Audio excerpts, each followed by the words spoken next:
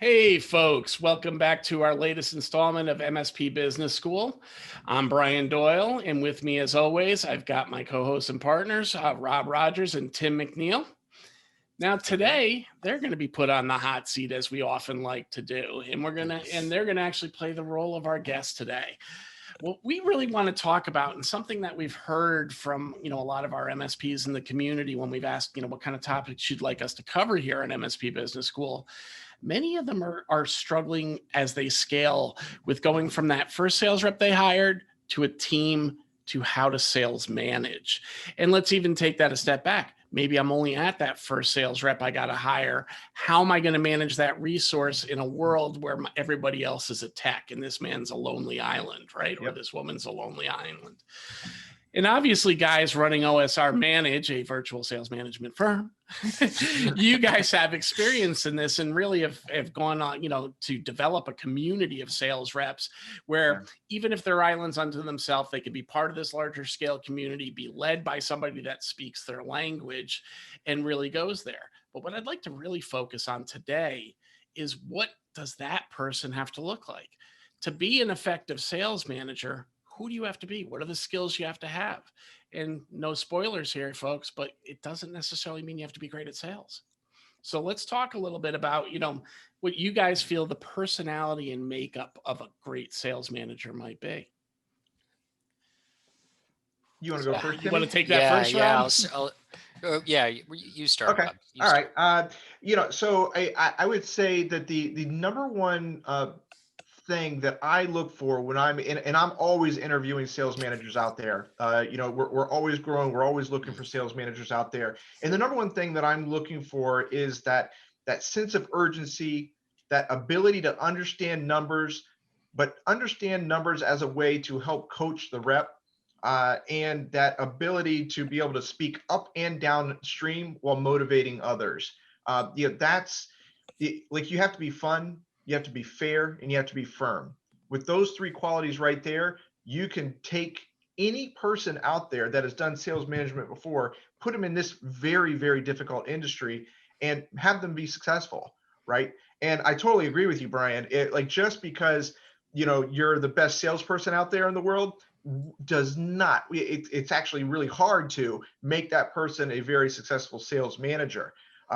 Timmy, you could speak to this. We were just talking about that a little bit before the podcast. That the analogy that Rob and I use all the time is, think of Gretzky or Jordan. The best, right? The best ever, but failed at coaching. Both of them failed miserably because they were, Brian, you brought up a great point. They didn't have time to sit back on the bench and look at the X's and O's and see how plays developed. They made the plays, right? So my point there is, like, you find just because somebody is a top 1% salesperson doesn't make them a sales manager. And I think way too often, whether in the MSP industry or other industries, like, it's very common for a company to be like, God, we've got this awesome salesperson. They are just killing it. Let's take them out of sales and make them a manager. Right. It's a good idea. We should do It's a completely different skill set. Yeah. The concept is, well, if we take them out here, they can clone themselves 6 times. Yeah. Right? The truth is, they got that it factor that doesn't translate. I usually say a great sales rep is myopic, right? They're only looking at what they want to look at. They're slaying dragons. They're taking down their kill. And while it's for the greater good of the company and it's perceived that way, don't kid yourself. It's for them. Right. That's what they're looking to do. And if that's your motivation, it's really tough to say that all of a sudden you could become an empath, right? And become part of a greater good type situation. Right. And, you look at that and it's so funny. You look at, history, and I'm a baseball guy personally, right? So played for years. You look at how many times the Ted Williamses were managers, these guys that were Hall of Famers, awful managers. And then you look at the guys that win World Series time and time again. They were the guy that had 10-year careers, 10 but they sat on the bench for the most Yeah. part. They were just good enough to stay in the game, to really Yep. learn in the game, and then also kind of stay close to the coaches they work with. So they were given jobs later. And, think of fourth string quarterbacks are another great role, right? Those guys that carry the clipboard Yeah. and then all of a sudden become the coach. They're watching the X and O's. And at some point they probably make a conscious choice to say, hey, I want to stay in this game long enough just to see how to read it and coach it in the long term. And that's really what we're probably looking for from a sales manager too, is somebody that's been in the sales role, knew that they were maybe okay, but not the chief sales role, but got to see how those number one hitters acted and Yes. started looking and saying, how can I motivate those folks? Right. Yeah. Fun, fair, and firm. That's it right there. So And expand on the firm for me. That's a great point too. Like, your sales manager has to be the guy that cracks the whip. Right. So, talk about some of the traits and some of the things that a sales manager really has to have innate in order to do that part. the sales manager has to be friendly, but not be their friend. And that's where a lot of sales managers, because they're usually that great social personality. They love to be in a group. They love to influence and be in that big group friend environment. But what they have to do is they have to realize that, yes, you have to be friendly with the rep, but you've got to also understand that if they're not making their numbers, there has to be a conversation. And it's hard to do that with a friend. But that doesn't mean you can't be friendly, right? Going in there with jerky pants, is going to make it worse. So I always say that being firm means running your business by the number, running your management by the numbers, but not making it about the numbers all the time, right? And you've got to be able to walk softly and carry a big stick is one of the things that we always say. Yeah. And just be able to say the hard truth sometimes. And it's hard to do that as a friend. You can do it if you're friendly. Yeah, that's a big thing. That right there is telling people what they need to hear, not what they want to hear. I mean, that's the biggest part of being any manager. And take out just sales manager, any manager. And if you get too emotionally attached to reps in some way, shape, or form, then it's just harder to do that, and harder to get them in line, if you will, if they start to veer off course. Yep. As you talk about these things, it kind of brings to mind something that happened to me very early in my career. And that was, we had I was a sales rep in a typical boiler room type setting. We were selling 800 numbers in long distance, and, it was totally politically incorrect. It was the 90s and it was insane. And when we hit our numbers, our VP of sales, who was not our direct boss, was one layer above our sales managers, would always, take us out to happy hour. We'd have this big on that, 2 hours open bar, get nutty kind of happy hour. Yeah. But my manager never went. And every Monday I'd be like, dude, you're such a wuss. You go home to your girlfriend, all the usual stuff that we used to at 23 years old say, right? Yeah. And years later, I stayed in contact with that manager and we became friendly later. And I said, you were such an outcast. You never came. He goes, Bri, I had to be the guys to break your stones. Yeah. He goes, it wouldn't have been good if I was hanging out with you guys till 11 o'clock at night after happy hour turned into the rest of the night. And more importantly, don't kid yourself, I was instructed not to go because the VP of sales, who's removed to you and is my boss, can play chummy to you guys. Yeah. We needed to make sure the sales managers weren't getting close to the guys that they had to hire and fire. Yeah. And so, you're spot on that and real world example. And we were a good boiler room, never got better sales training than in that organization. We learned how to get it done. Yeah. We had a saying, it was, last Friday's heroes, Monday zero. We had weekly quotas, man. So, there was no resting on your laurels. That is, that's one of those back in my day stories. You just don't find that anymore. You just don't. Those days are over. That was unique to that time for sure. Yeah, you have to have hair that looks like mine. But let's kind of segue a little bit. You were both talking, or started talking a little bit about metrics, and I think that's a key component of a sales manager's job is really to keep an eye on the numbers and know what levers to pull if things are going the wrong way. So why don't you guys give me a feel for what kind of metrics you keep with your sales reps inside OSR as the de facto virtual sales manager for them, and how that has to be structured and when to react but not overreact. Sure. Yeah. Yeah, Um, it's a oh, you very wanna go? fine line. You want to It start is. with this one, Tim? Yeah, well, I mean, I guess I'll start, and then Rob, you can Sure. finish off. So, some of the things that we're looking for is, especially during the COVID time, right? Normally, we'd say, "Hey, salesperson, you should be making mainly calls, but you should be doing some light door to door, pinpointed door to door, more like left right program, doing some networking, mixing in three different areas of prospecting. So it's a little different right now, obviously. It's turned into really phones almost exclusively with success and traction also being had on LinkedIn. So a lot of the numbers that we're managing to, they have to do around call volume, time on phone, how often you're getting past the gatekeeper, how many times you're talking to a decision maker in between appointments. Um, and then from there, look, there's always a fine line, right? The ultimate goal is to get 2 to 3 appointments per week. If we have a rep that can get to those 2 to 3 appointments per week on a lighter call, lighter call schedule than others, that's okay, because you want that ultimate goal of 2 to 3 per week, and that can be, admittedly, that can be a hard line to toe, but I guess that's where, Rob, you can probably add to that better than I can. Yeah, so Brian, you remember like on the tech side, they have utilization rate for the Yep. techs, Mhm. right? So what we did on our side is we built a utilization rate called, business development time, right? You want your rep to be spending about 32 hours of their week of the 40 doing business development time. So how do you track that business development time?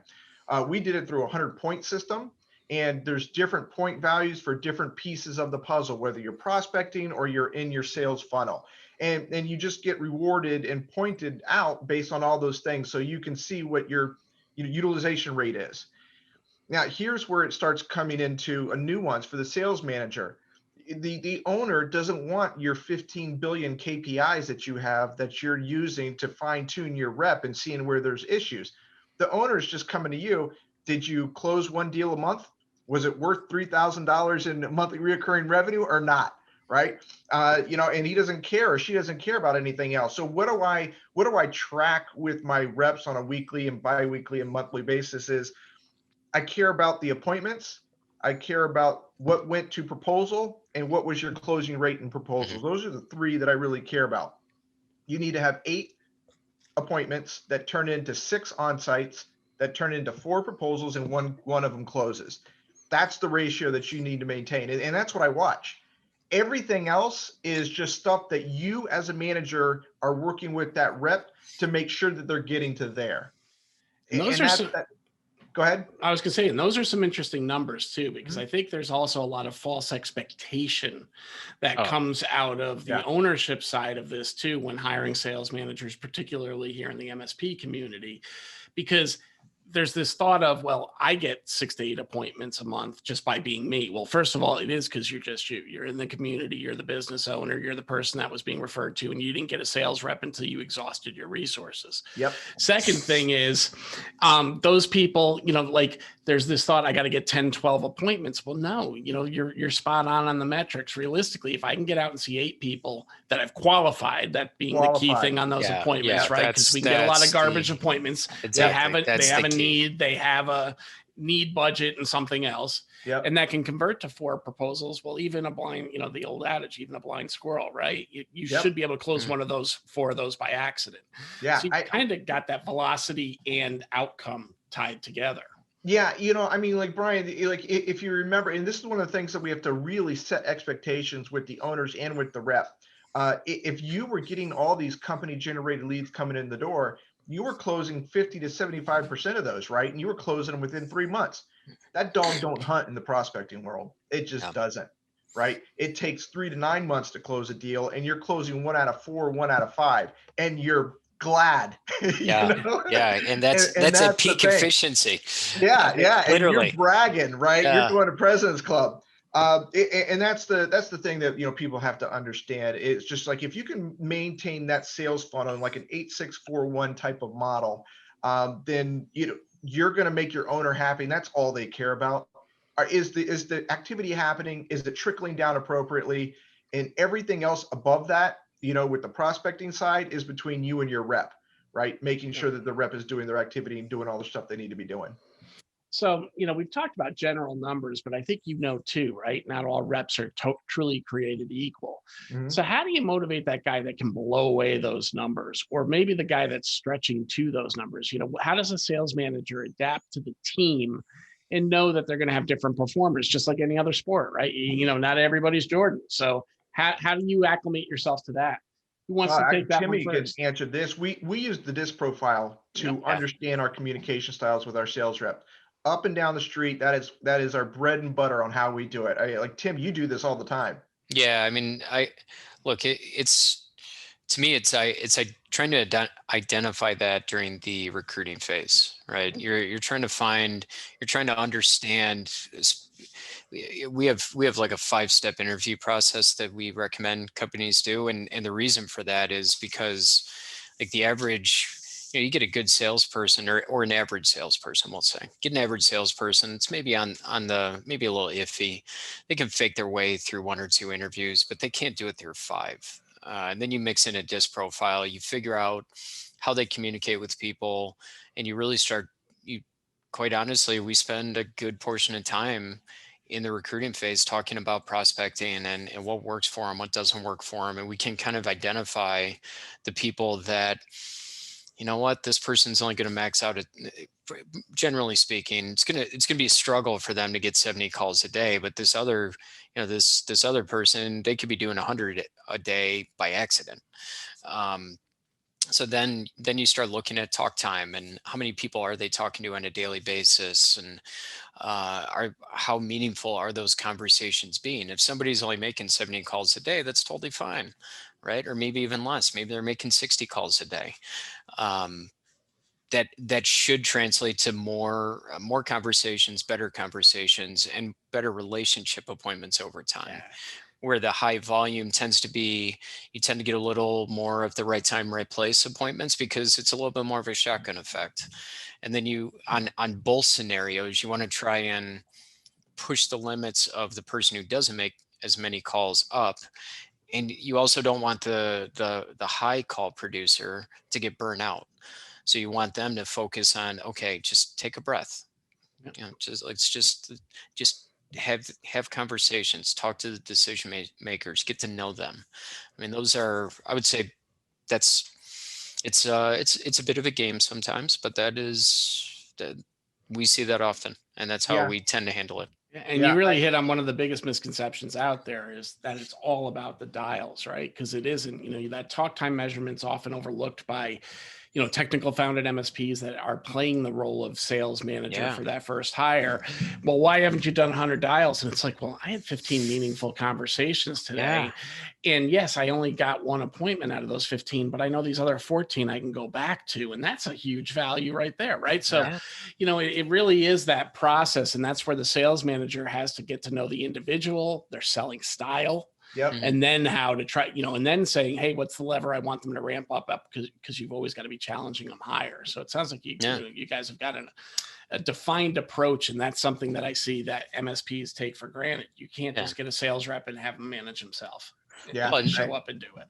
100%. And you've got to look at their disc profile and know how to communicate. Find out what their motivators are.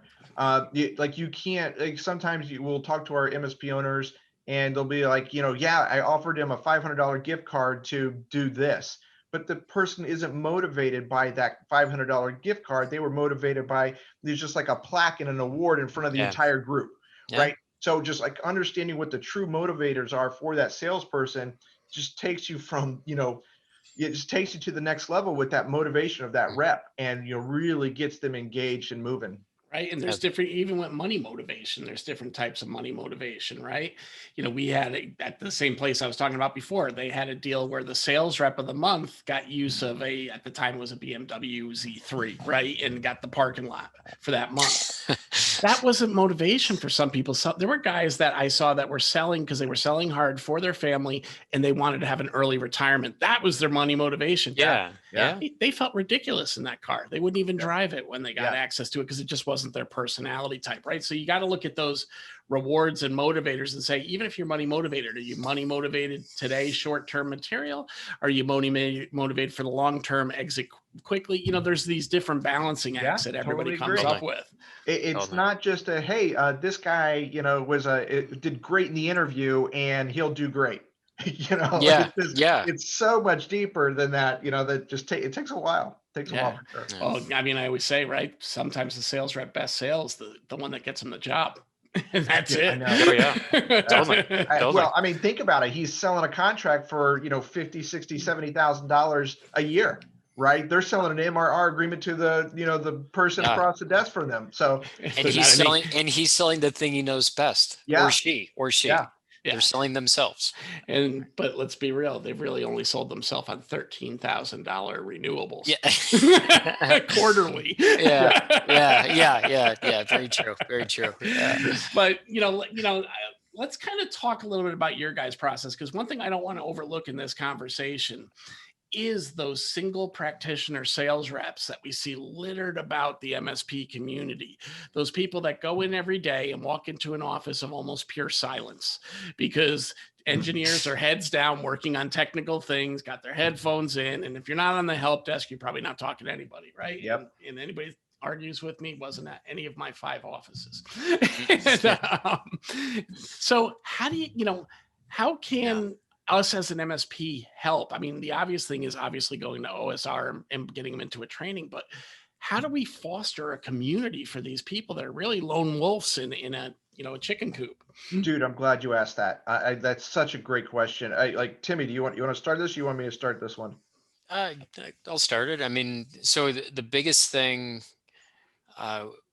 so a large reason why we started the outsourced sales management service, we saw the timing of COVID actually kind of works in our favor in a way, from the standpoint of we went as a nation, we went from everything was normal and everything was great to everything was shut down in a week, right? Like everybody lived it. Everybody knows what I'm talking about. Most people were, there were all kinds of webinars and peer groups talking about how do the owners get through it and how do the CEOs and the CFOs, how do they deal with this? But nobody even thought about the salespeople who are sitting there like, well, okay, everything's shut down. I'm not even making calls right now. How am I going to grow? And how am I going to get better? So we one thing that we started doing internally was our daily huddles. We immediately switched to more of like a peer group format where there's multiple salespeople from non-competing territories in a daily huddle, so that they at least have some time during the day where they're not the only person that is in an office full of techs, because I mean, let's be serious, that is this industry. It just is. So we found that to be extremely helpful. Helped, I think it pulled a lot of salespeople that were really concerned about what their path was going to be moving forward. It just helped them get into a call with like-minded people, and then we you start working through, well, what's working in California? Okay, well, we can't do that here because we're shut down. But what's working in Texas? Well, you guys are a little more open. You've got a lot more freedom. How can we translate that to here? Things like that. Yeah, and it's always got to be face to face, or like visual. No one can turn off their camera, and everybody's got to be able to see each other with that. But like this all this COVID business is going to be stopping here at the end of the summer, right? And everybody's going to be kind of getting back into the office, is what we hope, right? And I'll tell you, one of the ways that Timmy and I stopped these silos from forming when we were doing it from the tech department versus the sales department was any manager always had to eat in the lunchroom, right? In the kitchen. You weren't allowed to take your food and go back to your office and jump on YouTube or whatever you were going to do for 20 minutes. The managers had to be in the kitchen. And while everybody came through and got their microwave meal, you had to like talk to them for a second and just, try and open it up. And then every single Friday, the sales rep, even if they were just one sales rep, would do kind of like a little cookout. they would, just do a cookout right on the thing, make everybody a little bit of meal, and then give it to the techs. And eventually the grill became the go-to spot every single Friday. It took a while, right? Yeah, Usually people would just take their food and go back to their desk, but Awesome. then it just started growing. And Totally. that's how you stop that silo. Like you've got to force them. And the way to do it is the salesperson who's got the bubbly personality has to find a way to ingratiate themselves that has nothing to do with interrupting a text day, which is the bad part, right? And that was really big for us. I mean, we went, when I started at that MSP, I was the first salesperson. We had a very engaging owner, which is maybe different than some MSP owners. But man, there was, everybody else was a tech. And within about a year, we went from everybody was a tech to I lived about 3.5 miles from the office, and pretty much every Friday people would come to my house and play beer pong until we couldn't stand anymore. So, so it's just it's all about. But it started with doing cookouts. It started with just having conversations and building kind of a community within itself. Yeah. And I'll tell you what, it's interesting to watch this too, because I've oftentimes been the only selling resource in some of the companies I was a part of, right? And your technicians want to help you once they get to know you, but they got to understand what it's all about. So all of a sudden you get the bluebirds that come into your life as a sales rep too, because the engineer will go, hey, I was talking to my dad and he said they're looking for IT stuff. So yeah, you said he'd take a meeting. I got to keep my job, he said. So all of a sudden you get as they start understanding what you're about and what your process is about, and you build that relationship, they're willing to kind of go that extra step, because that's what techs are. They're the people that help people, right? That's kind of what they're about. The puzzle solvers. They love solving the puzzle, and it just takes them a little while to warm up. And it's the ownership's and the salesperson's job to help them do that. But I mean, yeah, you start getting these referrals from the tech people who saw this and saw that. That's the good thing. And that was the reason why we built the peer groups. It's just a peer group format.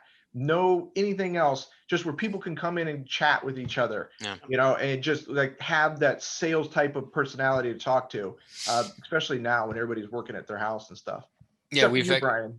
Yeah, that big office behind you. Yeah, that's a beautiful picture. Let me tell you, I haven't seen it. I may never see an office again, guys. I hate to burst your bubble there, but we're software guys. We can live distributed. Yeah, you can. I had to put on a shirt today for no other reason, and I'm like, my God, you got to dress up every once in a while, buddy. Yeah, it's funny you say that. I woke up and I was like, shit, Wednesday podcast. Okay, OSR shirt.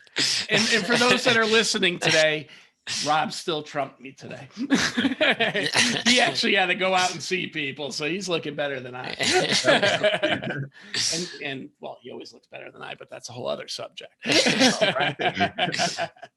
So anyway, guys, I think we've really touched upon this. What I want to say to the MSP owners that might be listening today, as a guy that was a solo sales rep, oftentimes, whether it was my own MSP and I just kept hiring techs, or it was, in other roles, find support for your sales reps. It can be really lonely. It can be really difficult, especially when they're in those times where the sales aren't coming. And you've got to understand, and if you don't understand how you can motivate those people, you don't want to lose a good sales rep because you jumped the gun too quickly and just said, this guy isn't doing it anymore. Something might be wrong. You've already invested. If you've seen production, they can get back there again. They need that support network. So I'll be the shill for you guys today. If you're really struggling with that, and if really all you're trying to do is make sure that sales rep that you have that's doing well for you is going to be better supported, I would suggest reaching out to Tim and Rob, learning more about their program, because what you'll see is they'll become part of that community, be part of that peer group every day, and they're going to get to start hearing from other people doing the same job as themselves and be able to take that information on what's taking other people to succeed and maybe even make it benefit to you. Yeah, thank you. Thank you, Brian. Yeah. So with that, I'll say thank you for joining us for another episode of MSP Business School. As always, you can get this episode up at our website come next Thursday. Also available on YouTube and anywhere you get your podcasts. Tim, Rob, thanks for being the guest today. Always fun when we can turn the table a little bit. Yeah. All right, guys. Take care. Thanks. Okay, bye.